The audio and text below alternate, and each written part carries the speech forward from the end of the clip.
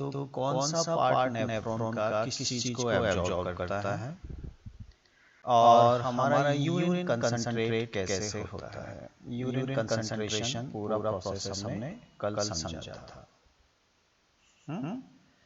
आज का टॉपिक अगर हम बात करते हैं तो है regulation of kidney function. Regulation of kidney function. देखिए किडनी के अंदर बहुत सारे नेफ्रॉन लगे हुए हैं और नेफ्रॉन लगातार ब्लड को फिल्टर करने का काम कर रहे हैं।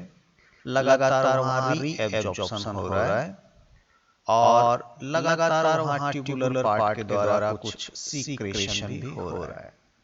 हमारा किडनी यही काम करता है। किडनी का मेन काम है यूरिया को बाहर करना। कुछ एक्स्ट्रा मिनरल्स या आयंस हैं, उन आयन को भी बाहर करना, बैलेंस बनाना आयोनिक। तीसरा है हमारे बॉडी फ्लूइड का पीएच कंट्रोल करना।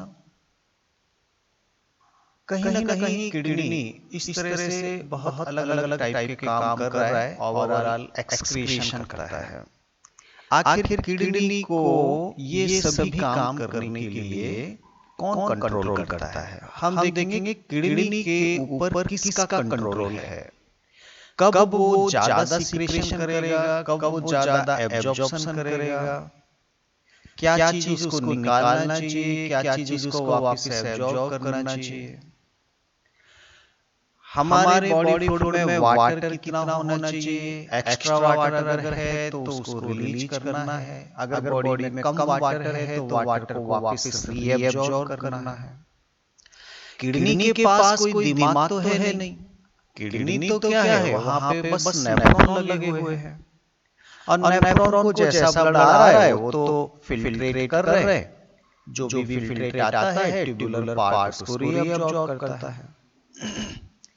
तो कहीं ना कहीं कोई ऐसा मैकेनिज्म जरूर है यहाँ पर जो किडनी को कंट्रोल करता है कि आपको क्या चीज कितना एब्जॉर्ब करना है और कितना रिलीज करना है। यही है हमारा regulation of kidney function. Kidney का काम फिक्स है कि वो क्या कर सकता है, लेकिन उसको कितना करना है ये कंट्रोल करता है एक अलग रेगुलेटरी सिस्टम। और उसमें खास तौर पे हम बात करेंगे हमारे एंडोक्राइन ग्लैंड के द्वारा सीक्रेट होने वाले हार्मोन। हमारी एंडोक्राइन ग्लैंड बहुत सारे हार्मोन सीक्रेट करती हैं और वो हार्मोन्स ही कहीं ना कहीं किडनी को कंट्रोल करते हैं कि आपको क्या चीज कितना एब्जॉर्ब करना है और कितना सीक्रेशन करना है। खास तौर पे ये जो केमिकल मैसेज जैसे मिलेंगे किडनी को, किडनी उसी हिसाब से काम करेगी। कंट्रोल एंड कोऑर्डिनेशन क्लास 10 में भी हमने थोड़ा सा पढ़ा था।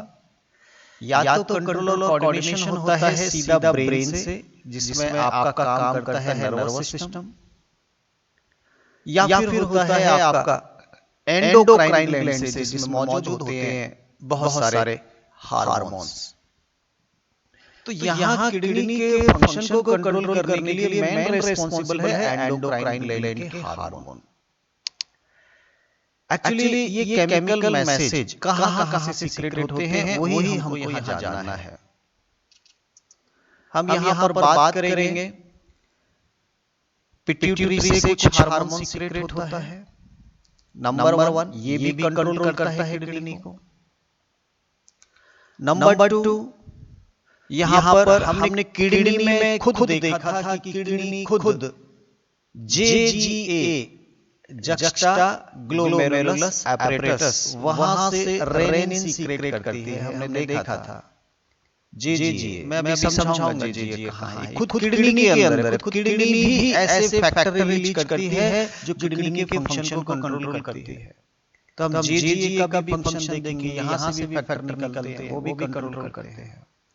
और तीसरा हम खुद हार्ट के एट्रियम से भी, हार्ट का जो एट्रियम होता है वहां से भी कुछ केमिकल कुछ फैक्टर रिलीज होते हैं और वो भी किडनी के फंक्शन को कंट्रोल करते हैं। केवल ये 3 चीजें हैं जो किडनी को कंट्रोल करती हैं। पिट्यूटरी ग्लैंड, जेजीए और आपका हार्ट का एट्रियम की वॉल से, उसकी दीवारों से, एट्रियम में जो ब्लड है उसमें कुछ फैक्टर रिलीज होते हैं जो किडनी के फंक्शन को कंट्रोल करते हैं। सबसे पहले तो इन तीन का नाम आप जानिए, तभी काम चल पाएगा। चलिए शुरू करते हैं एक एक चीज को। एक्चुअली हमारे बॉडी का जो फ्लूइड है, देखिए दो चीज है हमारे बॉडी में। एक तो बॉडी फ्लूइड है, बॉडी फ्लूइड जिसे हम टिश्यू फ्लूइड भी कहते हैं, टिश्यू फ्लूइड। और ये हर ऑर्गन में, हर टिश्यू में मौजूद होता है लिक्विड। दूसरा हमारा खुद ब्लड। ब्लड के अंदर ना तो मोर कंसंट्रेट होना चाहिए, ना मोर डाइल्यूट होना चाहिए। ठीक है, ऐसे ही हमारा बॉडी फ्लूइड ना तो मोर कंसंट्रेट होना चाहिए, ना ज्यादा डाइल्यूट होना चाहिए। मिनरल आयन बैलेंस भी होना चाहिए, नहीं तो पीएच बदल जाएगी। तो कंसंट्रेशन एक्चुअली फिक्स बनी रहे, होमियोस्टेसिस मेंटेन रहे, उसके लिए हमारी किडनी काम करती है। और इस वर्क के ऊपर कंट्रोल होता है इन फैक्टर्स का जो निकलते हैं पिट्यूटरी से, जेजीए से और हार्ट से। Anyhow, we want to maintain our homeostasis, जो भी आपका osmolarity, concentration, osmolarity should be maintained. Concentration of body fluid, concentration of blood must be constant. उसी के लिए किडनी काम करती है। ठीक है, तो एक शुरू करते हैं। सबसे पहले बात करते हैं पिट्यूटरी ग्लैंड। देखिए पिट्यूटरी ग्लैंड एंडोक्राइन ग्लैंड का एक अलग से आपको चैप्टर दिया हुआ है। फिर भी हम अभी वो चैप्टर बाद में पढ़ेंगे। थोड़ा सा इंट्रोडक्शन आपको देता हूं। ये जो आपका ब्रेन होता है, ये ब्रेन में फोर ब्रेन का ये जो पार्ट होता है, यहाँ पर एक छोटी सी ग्लैंड लगी होती है इस तरह से, मटर के बीज के शेप की। ये छोटी सी ये एक ग्लैंड लगी होती है। इस ग्लैंड को हम बोलते हैं पिट्यूटरी ग्लैंड। इस ग्लैंड को क्या बोलते हैं? Pituitary gland. और ये किससे लगी है? यहाँ पर आपका ये वाला जो पार्ट है जिससे लटकी हुई है, वो पार्ट कहलाता है हाइपोथैलेमस। हाइपोथैलेमस। और हाइपोथैलेमस के ऊपर होता है थैलेमस। ये वाला पार्ट थैलेमस, ये वाला पार्ट हाइपोथैलेमस, ये वाला पार्ट पिट्यूटरी। इस तरह से लगी हुई है। ठीक है, thalamus and hypothalamus are the part of brain. Hypothalamus और thalamus are the part of brain which are composed by the neuron cell. Which are composed by the neuron cell. And this pituitary gland is an endocrine gland which have the power for secretion of different kind of hormones. Endocrine gland होती है pituitary. Pituitary is not a part of brain. Just it is found inside the brain, just suspended with the hypothalamus. तो ये जो pituitary gland है, अब ये pituitary का केवल मैं अगर डायग्राम बनाऊं, ये आपका पिट्यूटरी ग्लैंड है। ये किससे लटका हुआ है? ये ऊपर आपका थैलेमस, मान लीजिए अभी थोड़ा जगह नहीं, ये थैलेमस से लगा हुआ है। हाइपोथैलेमस, थैलेमस ये यहाँ पर। मैं अभी पूरा एंडोक्राइन ग्लैंड पे नहीं जा रहा, मैं केवल पिट्यूटरी से समझा रहा हूँ। ये पिट्यूटरी के अगर हम बात करते तो दो पोर्शन होते हैं इसको। इसके दो पार्ट होते हैं, आगे वाला पार्ट और पीछे वाला पार्ट। इसको बोलते हैं एडिनो हाइपोफाइसिस। Adeno hypophysis. और इस पार्ट को बोलते हैं न्यूरो हाइपोफाइसिस। जब हम लास्ट चैप्टर पढ़ेंगे एंडोक्राइन ग्लैंड का, तब हम इसको ज्यादा डीप में और डिटेल में पढ़ेंगे। फिलहाल मैं केवल इतना समझा रहा हूं कि पिट्यूटरी ग्लैंड हाइपोथैलेमस से जुड़ी हुई यहाँ पाई जाती है। अब यहाँ पर जो सेल हैं एडिनो हाइपोफाइसिस में, ये सेल हार्मोन सीक्रेट करती हैं। क्योंकि पिट्यूटरी ग्लैंड क्या है? एंडोक्राइन ग्लैंड है, तो हार्मोन सीक्रेट करती हैं। और यहाँ से लगभग 6 तरह के हार्मोन सीक्रेट होते हैं। अगर हम इसमें एक पार्ट और है, अगर वो भी शामिल कर लें तो 7 तरह के हार्मोन यहाँ से सीक्रेट होते हैं। 7 टाइप ऑफ हार्मोन अलग अलग, जिसमें आपका ग्रोथ हार्मोन भी शामिल है। वो इस पार्ट से बनता है, ये सेल खुद बनाती हैं और यहाँ जो ब्लड आता है उसमें वो हार्मोन रिलीज करती हैं। इस वाले पार्ट की जो सेल हैं वो कोई भी खुद अपना हार्मोन नहीं बनाती। ध्यान देना, न्यूरोहाइपोफाइसिस वाले पोर्शन में खुद पिट्यूटरी की सेल कोई हार्मोन नहीं बनाती, लेकिन यहाँ जो हाइपोथैलेमस है, ये जो हाइपोथैलेमस है, ये हाइपोथैलेमस से कुछ न्यूरॉन सेल यहाँ पर आती हैं और ये न्यूरॉन सेल ही यहाँ पर कुछ हार्मोन रिलीज करती हैं पिट्यूटरी में। ये हार्मोन बनाए किसने? ये हाइपोथैलेमस ने बनाए। हाइपोथैलेमस के हार्मोन पहुंच गए पिट्यूटरी के इस पोर्शन में और यहाँ से जो ब्लड आएगा ये पिट्यूटरी इन हार्मोन को इस ब्लड में रिलीज करेगी। एक्चुअली ये जो हार्मोन्स हैं ये हाइपोथैलेमिक हार्मोन हैं। हाइपोथैलेमस इनको बनाता है, लेकिन इनको रिलीज करती है पिट्यूटरी ग्लैंड ब्लड में। और इसमें 2 हार्मोन बहुत ही इंपॉर्टेंट हैं।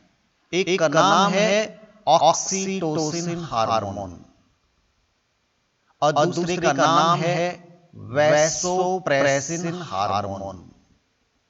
ये 2 हार्मोन यहाँ से रिलीज होते हैं। आपको बिल्कुल दिमाग में याद रखना है कि ये सीक्रेट तो होते हैं पिट्यूटरी से, लेकिन वाकई में ये दोनों हार्मोन बनते हैं हाइपोथैलेमस में। तो यहाँ ये जो वैसोप्रेसिन हार्मोन है ये हमारी किडनी को कंट्रोल करता है। ये हमारी किडनी को कंट्रोल करता है। हम किडनी के फंक्शन जान रहे हैं, ठीक है? तो hypothalamic hormones which are secreted from the neurohypophysis part of the pituitary will regulate the function of kidney and the name of hormone is vasopressin। और इसी vasopressin हार्मोन को हम जनरल भाषा में ADH हार्मोन कह देते हैं, क्योंकि ये यूरिन को कंट्रोल करता है, यूरिन फॉर्मेशन को कंट्रोल करता है। यूरिन कम निकलेगा हमारी बॉडी से अगर ये हार्मोन हमारे ब्लड में आएगा तो। इसका नाम है एंटी डाईयूरेटिक हार्मोन। बहुत नए नए नाम सिखाते सर आप रोज क्या करें। बायोलॉजी में नाम ही जाना है तभी तो आपको बायोलॉजी आसान होगी। एंटी डाईयूरेटिक हार्मोन, देखिए यूरेटिक का मतलब होता है यूरिन बार बार बनना। अगर बॉडी में ज्यादा यूरिन बनेगा तो बार बार आपको यूरिन करने के लिए बार बार जाना पड़ेगा और आपकी बॉडी से बहुत पानी का लॉस हो जाएगा, क्योंकि यूरिन में क्या होता है? मोस्ट ऑफ वाटर ही होता है। अब ये क्या करता है? एंटी काम करता है, मतलब यूरिन बनने की प्रोसेस को कम करता है, अपोजिट करता है। अपोजिट करता है मतलब यूरिन आपको कम आएगा मतलब जो भी फिल्ट्रेट होगा उसका पानी वापस एब्जॉर्ब कर लेगी हमारी बॉडी। जब पूरा पानी वापस बॉडी एब्जॉर्ब कर लेगी तभी तो यूरिन कम बनेगा। अगर पूरा पानी वापस एब्जॉर्ब नहीं हो पा रहा है तो आपको यूरिन के लिए बार बार जाना पड़ेगा। आपको बार बार यूरिन जाना है, इसको बोलते हैं यूरेसिस, डाईयूरेसिस बोलेंगे। डाईयूरेसिस का मतलब बार बार यूरिन के लिए जाना। और एंटी डाईयूरेसिस मतलब यूरिन कम बनेगा। क्यों? क्योंकि वाटर हमारी बॉडी ने वापस एब्जॉर्ब कर लिया। और एब्जॉर्ब कराने वाला hormone ADH, anti diuretic hormone कौन सा है? Vasopressin hormone. ये वैसोप्रेसिन हार्मोन जब यहां से ब्लड में रिलीज होता है तो ये ब्लड कहीं ना कहीं जाकर पहुंचेगा हमारी किडनी के पास। और किडनी में जैसे ही ये हार्मोन आएगा तो हमारी किडनी का जो डीसीटी पार्ट है नेफ्रॉन का, मैंने बताया ना आपको, डीसीटी बॉम्ब कैप्सूल, ये पीसीटी हैंडली लूप और डीसीटी कलेक्टिंग डक्ट। मैंने बताया ये डीसीटी पार्ट कंडीशनल रीएब्जॉर्प्शन करता है, कंडीशनल। अगर इस ब्लड में एडीएच हार्मोन है तो ये पार्ट ज्यादा से ज्यादा वाटर को एब्जॉर्ब करेगा, जिससे कम यूरिन बनेगा और आपको कम जाना पड़ेगा यूरिन करने के लिए। डायूरेसिस मतलब ज्यादा यूरिन बनना, और एंटी डायूरेसिस मतलब यूरिन कम बनना। यूरिन कब कम बनेगा? जब पानी यहां ज्यादा एब्जॉर्ब हो जाएगा। अगर हमारी बॉडी में पानी की कमी हो रही है, चाहे ब्लड में चाहे हमारे बॉडी फ्लूइड में, अगर पानी की कमी हो रही है तो यहां से ये हार्मोन सीक्रेट होना शुरू हो जाएगा और हमारी किडनी उस यूरिन से ज्यादा पानी एब्जॉर्ब करके हमारी बॉडी को सप्लाई कर देंगी। अगर हमारी बॉडी में ज्यादा पानी हो रहा है, अगर ज्यादा पानी है, लगता है इस पानी को बाहर करना है, तो ये एडीएच का सीक्रेशन बंद हो जाता है। एडीएच का सीक्रेशन बंद हो जाएगा। एडीएच जब नहीं आएगा तो यहां से वाटर का एब्जॉर्प्शन नहीं किया जाएगा, जिससे पानी यूरिन के साथ एक्स्ट्रा जो पानी था वो बाहर हो जाएगा बॉडी से। मैंने बोला ना, हमारी बॉडी का फ्लूइड ना तो कंसंट्रेट होना चाहिए ना डाइल्यूट होना चाहिए। लगातार एक फीडबैक मिलता रहता है हाइपोथैलेमस को कि आपको कितना एडीएच बनाना है। बनाता तो हाइपोथैलेमस है ना, तो हाइपोथैलेमस को मैसेज लगातार मिलता है। कैसे मिलता है वो भी थोड़ा समझ लीजिए। जब हमारे बॉडी फ्लूइड में कुछ कमी होने लगती है, उसकी कंसंट्रेशन में परिवर्तन आने लगता है, तो हमारे बॉडी में मौजूद ऑस्मोरिसेप्टर सेल, रिसेप्टर सेल मतलब वो न्यूरॉन होंगे जो लगातार ब्लड में उसकी कंसंट्रेशन को चेक कर रहे हैं। वो न्यूरॉन एक्टिव हो जाते हैं। एक्टिव हो जाएंगे तो मैसेज वो न्यूरॉन कहां जाएगा? ब्रेन को। ब्रेन का मतलब हाइपोथैलेमस को जाएगा, और हाइपोथैलेमस वहां से सीक्रेट करेगा एडीएच हार्मोन। एडीएच किडनी को बोलेगा कि वाटर को एब्जॉर्ब करो। एब्जॉर्ब करवाता है एडीएच हार्मोन, वाटर एब्जॉर्प्शन बढ़ाता है। और जब वाटर एब्जॉर्प्शन हो जाएगा तो आपका यूरिन कम आएगा। जो प्रॉब्लम चल रहा था वो कंट्रोल हो गया। लेकिन अगर बॉडी में ज्यादा वाटर हो गया इकट्ठा, तो फिर से वही ऑस्मोरिसेप्टर फिर से हाइपोथैलेमस के पास पहुंचेंगे मैसेज लेके कि बॉडी में वाटर ज्यादा हो गया, तो हाइपोथैलेमस एडीएच बनाना बंद कर देगा, तो ब्लड में एडीएच कम आएगा। एडीएच कम आया तो किडनी वाटर एब्जॉर्प्शन कम करेगी मतलब एक्स्ट्रा पानी बाहर हो जाएगा। कितना सिंपल है, बहुत सिंपल है। हाँ, तो एडीएच हार्मोन का काम क्या है? एडीएच हार्मोन का काम है कि distilled part of the nephron water absorption increase करना। एडीएच वाटर एब्जॉर्प्शन करवाता है ताकि बॉडी में पानी की कमी ना हो। ये काम है आपका हाइपोथैलेमस का। हाइपोथैलेमस के हार्मोन कौन सीक्रेट करता है? पिट्यूटरी करती है। पिट्यूटरी से निकलते हैं वो ब्लड में। तो इस तरह से ये एक मैकेनिज्म आपको मुझे लग रहा है आराम से समझ में आ गई होगी। ठीक है। एडीएच हार्मोन जब निकलता है तो वाटर एब्जॉर्प्शन तो बढ़ाता ही बढ़ाता है, साथ ही साथ ये थोड़ा ब्लड प्रेशर को भी बढ़ाता है। ब्लड प्रेशर को भी इंक्रीज करता है। थोड़ा सा इसका ये फंक्शन भी देखने को मिलता है। हालांकि ये खास इतना इंपॉर्टेंट यहाँ पर नहीं है। फिर भी ब्लड प्रेशर बढ़ेगा तो किडनी में जीएफआर बढ़ेगा। जीएफआर ग्लोमेरुलस फिल्ट्रेशन रेट भी बढ़ेगी। तो ये थोड़ा इनडायरेक्ट ये काम भी करता है। जीएफआर बढ़ाने का काम भी करता है एडीएच हार्मोन। दूसरा हम बात करते हैं हमारी किडनी। हमारी किडनी खुद कुछ फैक्टर रिलीज करती है। मैंने आपको बताया था कि ये मान लीजिए आपका नेफ्रॉन है, nephron, handle loop, DCT, PCT, collecting duct. यहाँ पर मैंने आपको बताया कि जो एफरेंट एट्रियोल आती है, ये एफरेंट एट्रियोल यहाँ ग्लोमेरुलस बनाती है और फिर ये निकलता है। तो यहाँ पर ये जो पार्ट है जहाँ एक ब्लड कैपिलरीज की ये जो सेल हैं, ये ब्लड कैपिलरीज, और मान लीजिए ये आपके डीसीटी सेल हैं, ये वाली सेल, जब जहां पर जॉइंट होता है तो ये कुछ स्पेशल सेल कुछ फैक्टर रिलीज करती हैं और इस पार्ट को ही हम बोलते हैं जेजीए। आप सोचिए हर किडनी में मिलियंस ऑफ नेफ्रॉन हैं, इसका मतलब मिलियंस ऑफ जेजीए मौजूद होते हैं किडनी में, और हर जेजीए से कुछ फैक्टर रिलीज होते हैं इस ब्लड में।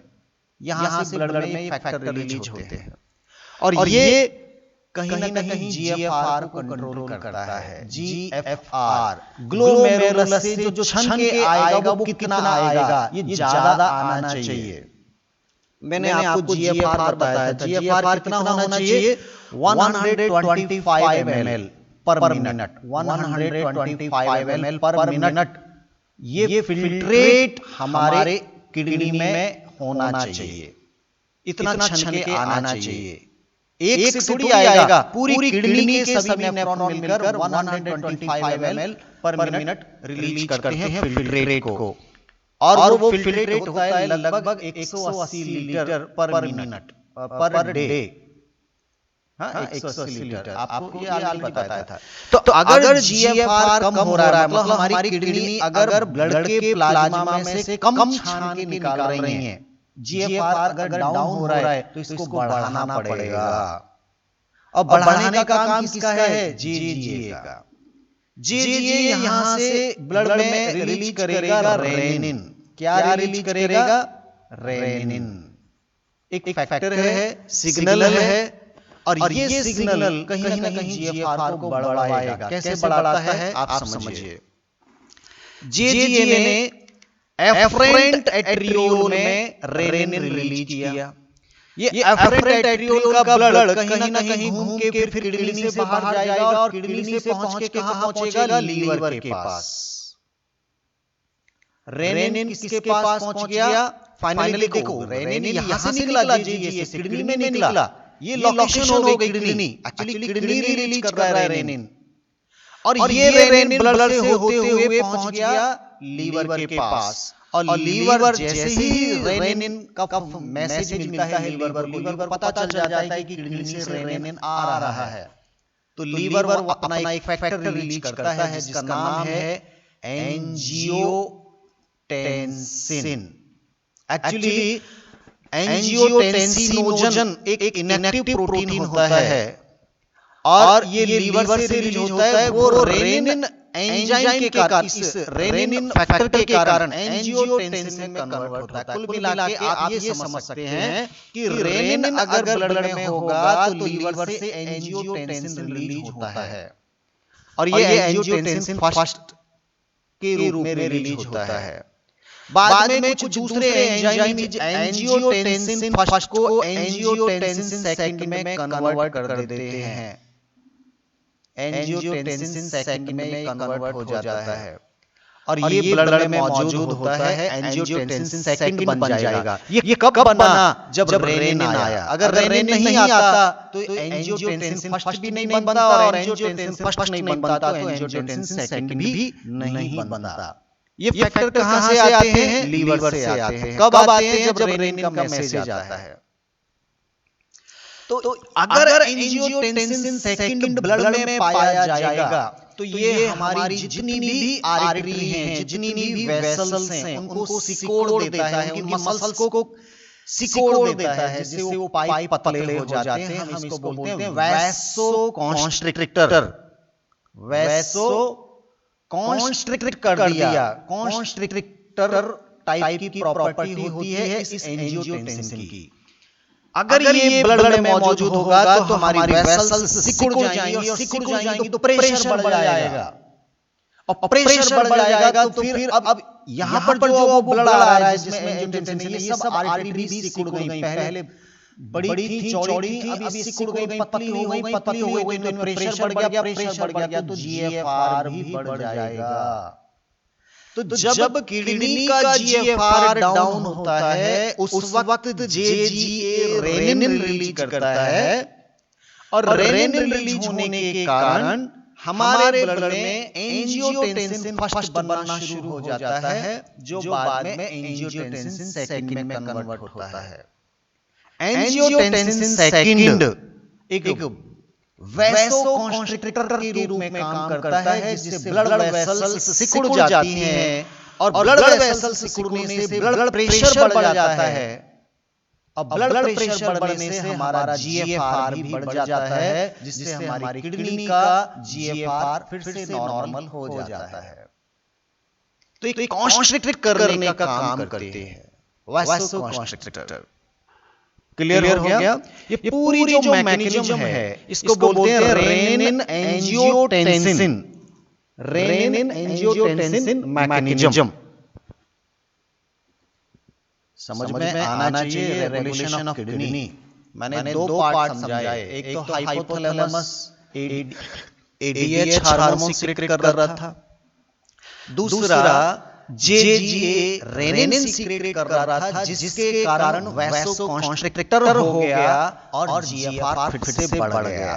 ये कब होता है रेनिन यहाँ से सीक्रेट? जब जीएफआर कम होता है तब ही होता है। अगर जीएफआर नॉर्मल है तो रेनिन भी रिलीज नहीं किया जाता। समझ में आया? ठीक है। अब अगर ये जीएफआर बढ़ाएगा, हमने देखा कि हमारा जो एडीएच हार्मोन है वो भी ब्लड प्रेशर बढ़ा रहा था।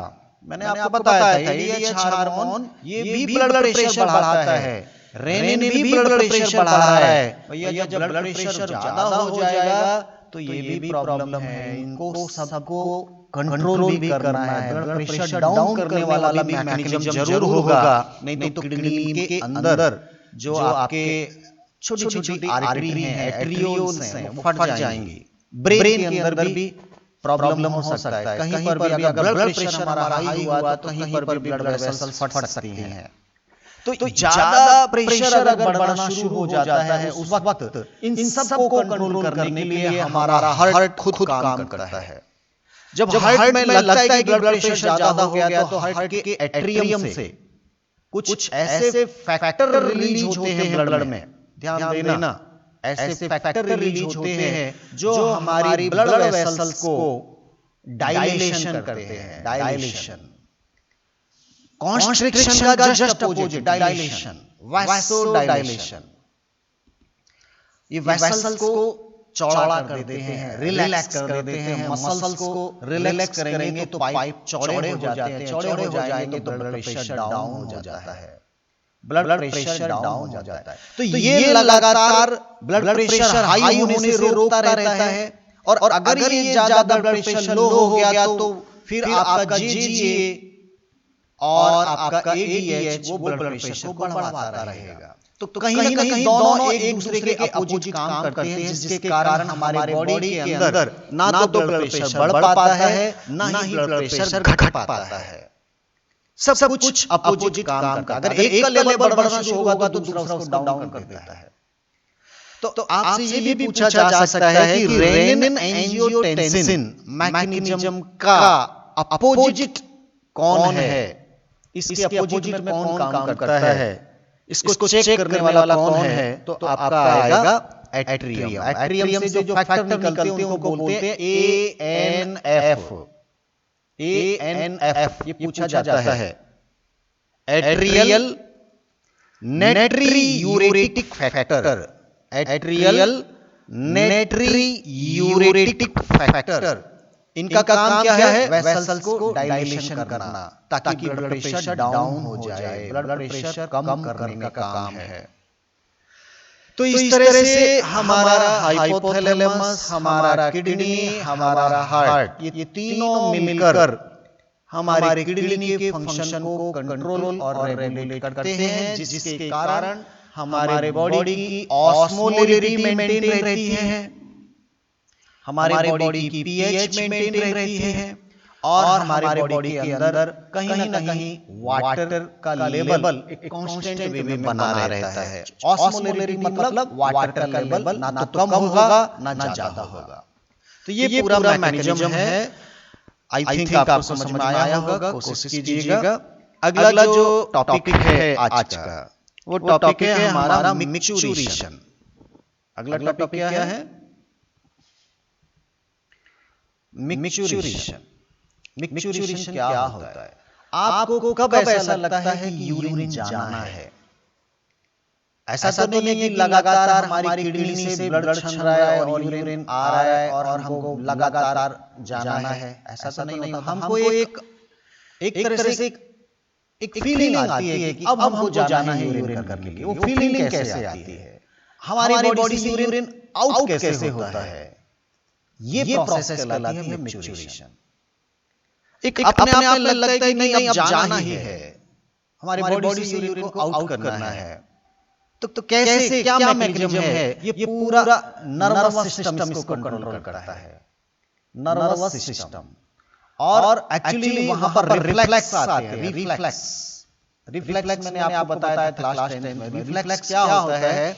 नर्वस सिस्टम मैसेज लेके जाएगा और वहां से मैसेज आएगा, मसल्स काम करेंगी। यहां पर कौन काम करेगा? मसल्स।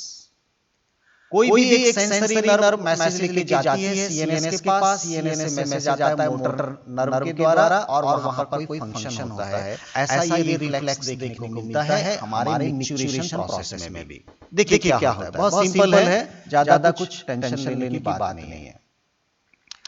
ये मान लीजिए यूरिनरी ब्लैडर है। ये यूरिनरी ब्लैडर है और ये यूरेथ्रा है। अब यूरिनरी ब्लैडर में यूरेटर लगातार यूरिन कलेक्ट कर रहे हैं। इधर से भी यूरिन आ रहा है, इधर से भी यूरिन आ रहा है, यहाँ पर यूरिन इकट्ठा हो रहा है। यहाँ पर होते हैं इंस्फिंक्टर, यूरेथ्रा के इंस्फिंक्टर जो इस रास्ते को बंद करके रखते हैं, पैक करके रखते हैं और यहाँ पर यूरिन कलेक्ट होता रहता है। ठीक है। जब बहुत सारा यूरिन कलेक्ट हो जाता है यूरिनरी ब्लैडर में, तो इसकी वॉल पर स्ट्रेचिंग होने लगती है, स्ट्रेच आने लगते हैं, तनाव सा पैदा होने लगता है, दीवारों पे प्रेशर क्रिएट होने लगता है अंदर से बाहर की तरफ। और इस स्ट्रेचिंग के लिए यहाँ पर मौजूद है कुछ रिसेप्टर सेल और वो इस स्ट्रेचिंग का मैसेज पहुंचाती है हमारे ब्रेन के पास। स्ट्रेचिंग का मैसेज कहां पहुंचता है? ब्रेन के पास। फोर ब्रेन के पास स्ट्रेचिंग का मैसेज पहुंचता है with the help of sensory nerve. Sensory nerve वो हर एक न्यूरॉन हो सकती है, न्यूरॉन की चेन हो सकती है जो कोई मैसेज लेके जाती है ब्रेन के पास। तो sensory nerve will receive the signal of stretching from the urinary bladder and brain will identify that urine is collected in the urinary bladder. अब ब्रेन क्या करेगा? अपने मोटर एरिया को मैसेज भेजेगा। मोटर एरिया ब्रेन का वो part है जो हमारी मसल्स को कंट्रोल करता है। मोटर एरिया से फिर आएगी आपके मैसेज आएगा, एक न्यूरॉन आएगी और इसकी दीवारों में मौजूद मसल्स को, एक्चुअली यहां पर होती हैं स्मूथ मसल्स। स्मूथ मसल्स को मैसेज देता है मोटर एरिया से आने वाला जो मोटर नर्व है, इसको क्या बोलेंगे? Motor nerve. मोटर नर्व यहां मैसेज दिया स्मूथ मसल्स को कि आपको कॉन्ट्रैक्ट होना है, आपको पिचकना है। और साथ ही साथ एक मैसेज मिलता है इस यूरिनरी इंस्फिंक्टर की मसल्स को और इनको कहा जाता है कि आपको रिलैक्स होना है। अब जैसे ही मैसेज आया मोटर एरिया से यूरिनरी ब्लैडर की दीवारों में और इंस्फिंक्टर में, इंस्फिंक्टर रिलैक्स हो जाएगा और ये जो यूरिनरी ब्लैडर की वॉल है वो सिकुड़ना शुरू करेंगी, कॉन्स्ट्रिक्ट हो जाएंगी, जिससे urine through the urethra body से बाहर हो जाएगा। तो ये जो एक रिफ्लेक्स आता है, मैसेज जाना और फिर से यहाँ काम होना, ये कहलाता है मिक्सचुरेशन रिफ्लेक्स। ये पूरा एक वॉलंटरी प्रोसेस है जिसमें हमारे ब्रेन का नियंत्रण होता है। ठीक है, तो स्ट्रेचिंग के सिग्नल ब्रेन को जाएंगे, और उसके बाद ही हम लोग यूरिन के लिए जाते हैं। पर डे हमारी बॉडी से लगभग 1.5 लीटर यूरिन बाहर होता है। ये एक थोड़ा एवरेज दिया है। येलो कलर देखने को मिलता है, थोड़ा स्लाइटली येलो कलर होता है। पीएच वैल्यू समथिंग अबाउट 6 के आसपास होता है यूरिन का। इसमें मौजूद होता है यूरिया, और इसमें जो पीलापन होता है वो एक्चुअली कुछ क्रोम होते हैं, कुछ पिगमेंट होते हैं जो उसको स्पेशल कलर देते हैं। यूरोक्रोम बोलते हैं उनको, उनसे ये इसका थोड़ा कलर रहेगा। इस यूरिन में मौजूद होगा लगभग 25 से लेके 30 ग्राम यूरिया पर डे। इतना यूरिया हमारे बॉडी से बाहर होता है, बहुत होता है, 25 से 30 ग्राम। ये यूनिट याद रखना है कितना होता है पर डे हम कितना यूरिया बाहर करते हैं।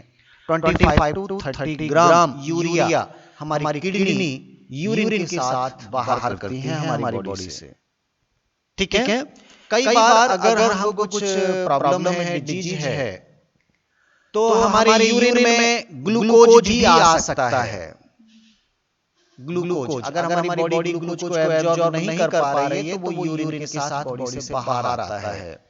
और इस कंडीशन में इसको बोलते हैं ग्लाइकोसूरिया। इस बीमारी को क्या बोलते हैं? ग्लाइकोसूरिया। अगर इस ग्लूकोज का लेवल लिमिट से ज्यादा आ रहा है तो फिर उसको डायबिटीज कहना शुरू करते हैं और उस बीमारी को बोलते हैं डायबिटीज मेलिटस। क्या बोलते हैं? Diabetes mellitus. दोनों ग्लूकोज का प्रॉब्लम है। एक नॉर्मल आना शुरू हुआ तो ग्लाइकोसूरिया, अगर वो रेगुलर आ रहा है, कंटिन्यूअस आ रहा है, लेवल से ज्यादा आ रहा है तो फिर डायबिटीज मेलिटस।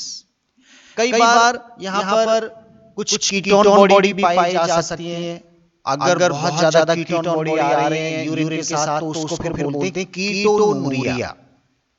कीटोनूरिया ये एक्चुअली हमारे बॉडी में कुछ जीन्स खराब हो जाते हैं जिनसे कुछ प्रॉपर एंजाइम नहीं बन पाते, इसलिए ऐसी कीटोन बॉडी यूरिन के साथ आना शुरू होती है और बीमारी को बोलते हैं कीटोनूरिया।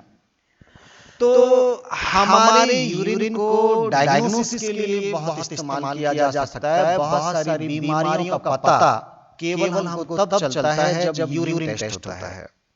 ठीक है। तो यूरिन का कलर, यूरिन के अंदर मौजूद केमिकल, इनको चेक किया जाता है और टेस्ट करने के बाद हमको मालूम चलता है कि हमको कौन सा बीमारी है और किस लेवल पे है।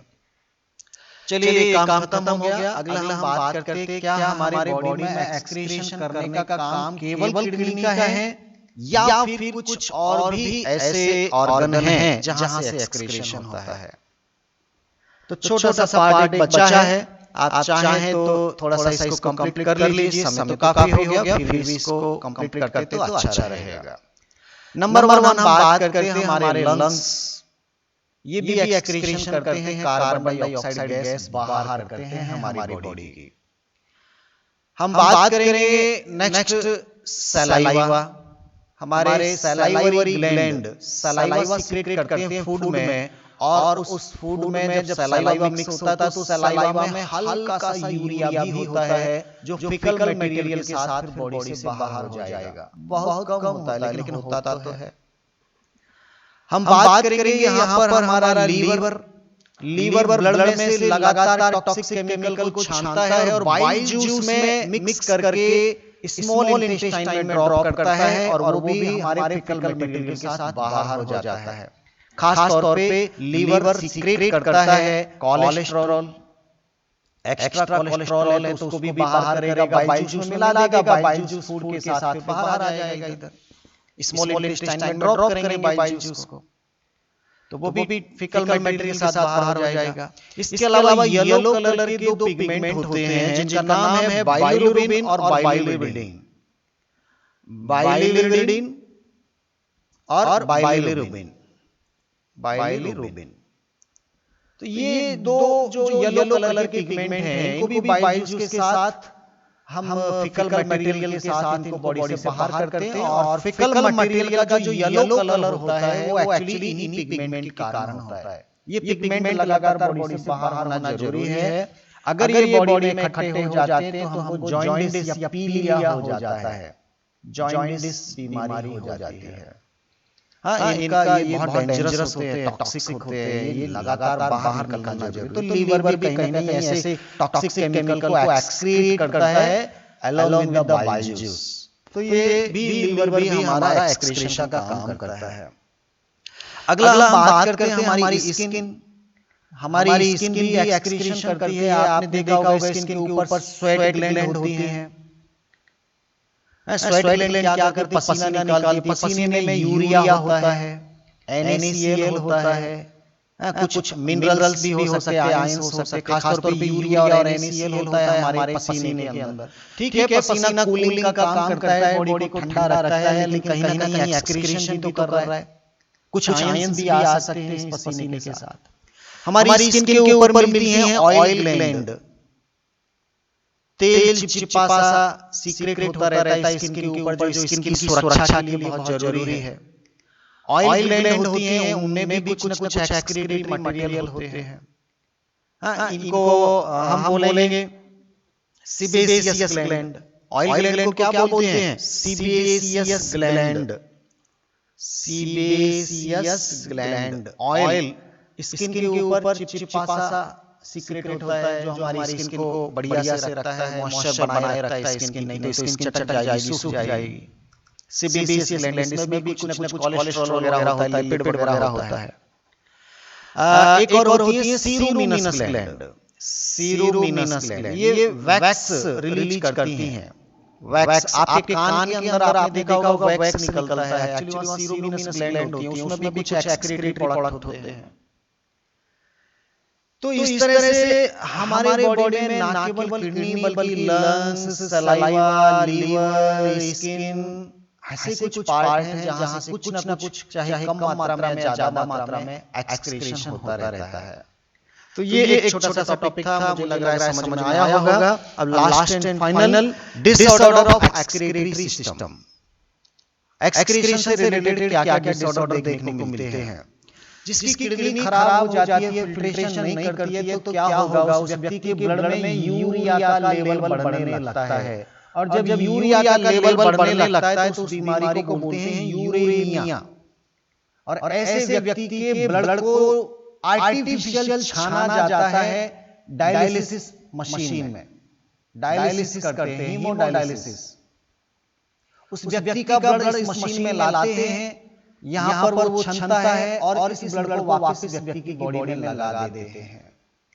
तो डायलिसिस प्रोसेस करके उस व्यक्ति के ब्लड में से यूरिया को रिमूव किया जा सकता है, जिसकी किडनी ब्लड नहीं छान रही होती वहां पर। हम ये क्लास 10 में मैंने टॉपिक पढ़ाया है, इसलिए ज्यादा यहाँ समय खर्च नहीं करूंगा। हीमोडायलिसिस करते हैं। डायलिसिस करने के लिए व्यक्ति का ब्लड बाहर निकाला तो ये ब्लड यहाँ जम सकता है, कोगुलेशन कर सकता है, इसलिए इसमें क्या मिलाना पड़ेगा? हिपेरिन मिलाना पड़ेगा। हिपेरिन ये क्या है? एंटीकोगुलेंट केमिकल है, ताकि ये ब्लड यहाँ जम ना जाए। और जब वापस इसको किसी व्यक्ति में लगा रहे हैं, इसमें से मशीन में से निकालने से, तो ये जो आपने एक्स्ट्रा हिपेरिन डाला, अब आपको यहाँ पर मिक्स करना पड़ेगा anti heparin. Anti heparin mix करना पड़ेगा, तब वो व्यक्ति के अंदर आप चढ़ा पाओगे। तो ये पूरा एक मशीन होता है जहां सब काम ऑटोमेटिक होता रहता है। इसमें एक सेलोफेन टाइप की ट्यूब होती है, इसमें नया लिक्विड लगातार डालते रहते हैं, पुराना लिक्विड निकलता रहता है। लिक्विड का कंपोजिशन वही होता है जो ब्लड के प्लाज्मा का होता है, बस उसमें यूरिया नहीं होता। तो ब्लड का यूरिया लिक्विड में आ जाएगा और लिक्विड का कुछ ग्लूकोज वगैरह है वो ब्लड में चला जाएगा। इस तरह से प्रोसेस होता है। आपको तो इतना याद रखना है कि ब्लड में यूरिया का लेवल बढ़ने पर कौन सी बीमारी होती है? यूरेमिया होती है। कई बार आपने देखा होगा किडनी में पथरी बन जाती है। आप बोलते हैं स्टोन हो गया सर किडनी में, उसको बोलते हैं रीनल कैल्कुली। उस प्रॉब्लम को क्या बोलते हैं? रीनल कैल्कुली। कुछ ऑक्जेलेट वगैरह के क्रिस्टल्स हमारे देखिए वहां पर कैलिक्स है, खासतौर पर रीनल पेल्विस है, यूरेटर है, वहां पर कुछ न कुछ क्रिस्टल डिपोजिट होने लगते हैं, ब्लॉकेज आ जाते हैं, प्रॉपर यूरिन नहीं निकल पाता है। ये नेफ्रॉन के अंदर तक भी हो सकता है, वहां पर भी कुछ क्रिस्टल्स जमा हो सकते हैं, तो ये रीनल कैल्कुली प्रॉब्लम कहलाती है, पथरी बोलते हैं इस बीमारी को। ठीक है। एक और हम बात करते हैं ग्लोमेरुलोनेफ्राइटिस। ये बीमारी भी बहुत सिंपल है, ग्लोमेरुलोनेफ्राइटिस। ग्लोमेरुलस कहाँ था? ये आपका ग्लोमेरुलस था जहां ब्लड कैपिलरी आई और ये चली गई। अगर यहाँ ब्लड प्रेशर ज्यादा बढ़ गया तो ये फट जाती हैं, कई बार फट जाती हैं, यहाँ इन्फेक्शन हो सकता है किडनी के अंदर, और फिर यहाँ इन्फेक्शन होने से अगर ये रप्चर हो गए पाइप्स के अंदर तो यहाँ जलन होने लगती है, इन्फ्लेमेशन होने लगती है किडनी में, और ये थोड़ा खराब बीमारी है, आपको तुरंत दवाई लेना है ताकि रिपेयरिंग हो जाए और यहाँ पे जो इन्फेक्शन हो रहा है किडनी में वो आपका कंट्रोल हो जाए। तो inflammation in the glomerulus is called glomerulonephritis. और जब वो ब्लड कैपिलरी यहाँ फट गई हैं, रप्चर हो गई है, तो ब्लड डायरेक्ट ब्लड आपके यूरिन में आना शुरू हो जाता है। अब ये यूरिन में आरबीसी डब्ल्यूबीसी आना शुरू हो गई, तो अब इस यूरिन में आप देखेंगे कि जो व्यक्ति यूरिन जाएगा उसमें ब्लड निकलना शुरू हो जाता है। यूरिन में ब्लड आना ये पॉसिबल है कि अगर नेफ्रॉन्स में यहाँ पर ग्लोमेरुलस में अगर इन्फेक्शन हुआ है तो अब हमारा बॉडी ये सब चीज थोड़ी रीअब्जॉर्ब कर पाएगा, ब्लड भी आ गया तो ब्लड थोड़ी रीअब्जॉर्ब कर पाएगा, तो हमारा किडनी में ये थोड़ा सा प्रॉब्लम होने से ऐसा होता है, ब्लड आने लगता है, तुरंत डॉक्टर के पास जाना कि अगर ब्लड का एक्सेस लॉस हो गया तो आप समझिए क्या कंडीशन हो सकती है। डॉक्टर एक दवाई देता है, नहीं मालूम कौन सी दवाई है, पर वो एक टैबलेट खाने से ही तुरंत ये ब्लड रिलीज होना बंद हो जाता है यूरिन से, और हमको तुरंत आराम मिल जाता है। डरने घबराने की बात नहीं है, यूरिन में भी ब्लड आ सकता है ग्लोमेरुलोनेफ्राइटिस में। बस डॉक्टर के पास तुरंत जाना, वो एक दवाई देगा, तुरंत आपका किडनी रिपेयर हो जाता है। अगर किडनी में ज्यादा प्रॉब्लम हो गया तो केवल एक ही फिर बाद में इलाज बचता है, वो है किडनी ट्रांसप्लांट करना, और वो एक बहुत कॉम्प्लिकेटेड प्रोसेस है, उसमें एक प्रॉपर डोनर ढूंढना पड़ता है, और उस बहुत बड़ा ऑपरेशन होता है, गारंटी नहीं है। हालांकि मेडिकल साइंस काफी इंप्रूव हो गई, अभी तो काफी सक्सेस रेट आने लगी है, लेकिन फिर भी वो काफी डेंजरस होता है ऑर्गन ट्रांसप्लांट करवाना। घबराने की बात नहीं है, जब और कोई इलाज बचा ही नहीं तो फिर हमको कराना ही पड़ता है।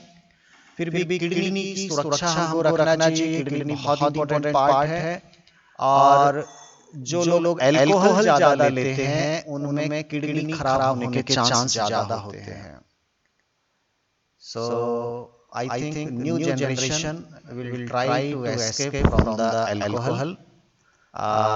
Really, it will be very helpful for our society, for our family, and really for improve. It will be useful for our health also. So thank you. आज का क्लास खत्म करेंगे, हमारा चैप्टर भी खत्म हो गया, बात करेंगे अगले चैप्टर की अगली क्लास में।